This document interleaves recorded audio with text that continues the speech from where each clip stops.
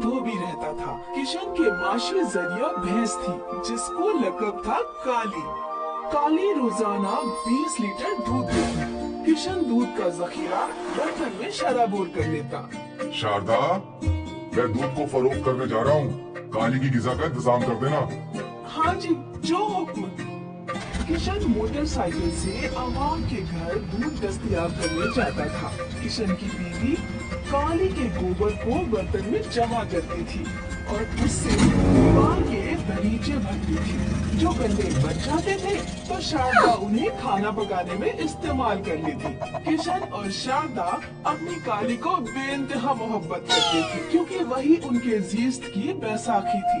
वक्त में वक्त अगर काली का दूध बच जाता तो वो दोनों उन्हें देहात के गुर्बत ज़दा लोगों में तकसीम कर देते।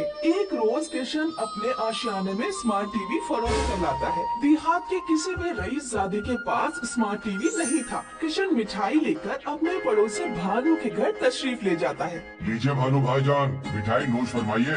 जनाबे आला किस बात की है? दुआ के साए में स्मार्ट टीवी खरीदा है। Smart TV? ये कैसी टीवी होती है? ये स्मार्टफोन की तरह जरखेज है। भानु किशन से बेइंतहा हसद रखता था। किशन जब चला जाता है तो भानु अपनी हमनवा से अर्ज करता है, इनकी काली तो कोहिनूर का हीरा बन गई है। उसके दूध और गोबर से ये दौलतमंद दस्तयाब हो रही है। एक निकम्मी आलसी हमारी भैंस है, पूरे दिन में सिर्फ 2 लीटर दूध जरखेज करती है और आपके मानिंद गोबर होता है। और एहतरामन इन दोनों के दौलत खाने में कोई शय आती है, हमें मिठाई खिलाने जरूर आते हैं, खून जलाने के लिए। कैसा रहेगा अगर हम इनकी भैंस चुराकर अपने घर ले आए? क्यों पागलों की जैसी बातें कर रही हो? अरे तुम अहमक हो।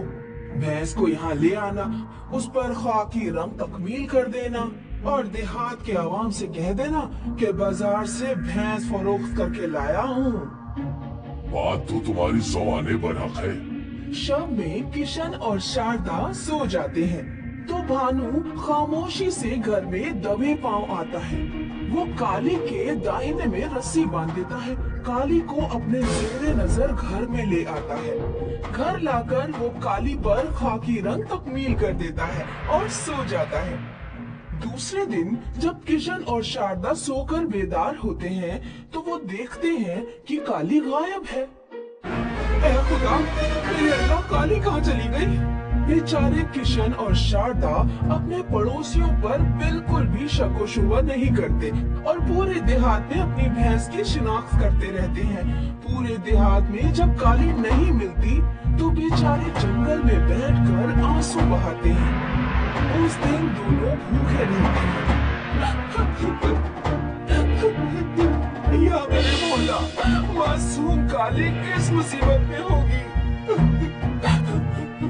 यकायक किशन देखता है कि जंगल में एक भैंस खड़ी है। किशन और शारदा उसके करीब जाते हैं। ये तो हमारी काली नहीं है। ये हमारी काली तो नहीं है। परवरदिगार ने शायद हमारा जरिए माश किया था है, वरना इस बियाबान में किसी को भैंस कैसे मिले दस्तयाब है। किशन और शारदा उस भैंस को अपने घर लाते हैं। दूसरे दिन शारदा जब सोकर बेदार होती है तो अपनी नई भैंस के कंडे बनाने लगती है। गोबर में से उसे एक सोने का टुकड़ा मिलता है। अरे सुनिए सुनिए, देखिए गोबर में क्या मिला है? सोने का टुकड़ा? ये भैंस के पेट से दस्तयाब हुआ। फिर दूसरे दिन जब भैंस गोबर देती है उसमें एक और सोने का टुकड़ा मिलता है। लगता है मेरे परवरदिगार ये गोबर के साथ रोज एक सोने का टुकड़ा भी देती है। किशन और शारदा गोबर में सोने के टुकड़े मिलने से बहुत जल्द दौलत से लबरेज होते हैं। वो एक आलीशान महल बनवा लेते हैं और कार भी दस्तयाब कर लेते हैं। उधर जब भी भानु दूध दूहने के लिए बैठता तो काली उसे जोर से लात मारती। भानु और उसकी बीवी काली की खूब डंडे से पिटाई करते और जबरन दूध दस्तयाब करते। अब वक्त ने तो जीना हराम कर दिया है। वहाँ बड़े प्यार से दूध देती थी और यहाँ देने में इसे मौत आ रही है। किशन का तो ताजमहल बन गया और उन लोगों ने कार भी खरीद ली। अल्लाह ही जाने कि उनके पास इतनी दौलत कहां से आ रही है। भानु शब में दबे पांव किशन के घर में आंख लगाता है और खामोशी से किशन और उसकी बीवी की बातें सुन लेता है। आज हमारी कामयाबी इस भैंस की वजह से है। अलबत्ता ये रोज सोने का टुकड़ा अपने गोबर में ना देती तो हम कभी दौलतमंद नहीं बनते। अच्छा, लगता है इनकी भैंस के पेट में बेइंतहा सोने के टुकड़े हैं। किशन और किशन की बीवी जब सो जाते हैं तो भानु रात में दबे पांव उनके घर आता है और उनकी नई भैंस खोलकर अपने घर ले आता है। भानु सोने के टुकड़े पाने की फिराक में भैंस का शिकम चीर देता है। भैंस के शिकम में सोना नहीं मिलता और भैंस बेजा हो जाती है। जल्दी से इसका इंतजाम करिए वरना हमारा पर्दाफाश हो जाएगा। लेकिन देहात का खादिम उसे रोक लेता है। अरे ये तो किशन भैया की नई वाली भैंस है, तुमने उसे मार डाला। खादिम भानु को गिरफ्त में लेके किशन के जेरे नजर करता है। भानु, तुमसे तो ये तवक्को नहीं थी।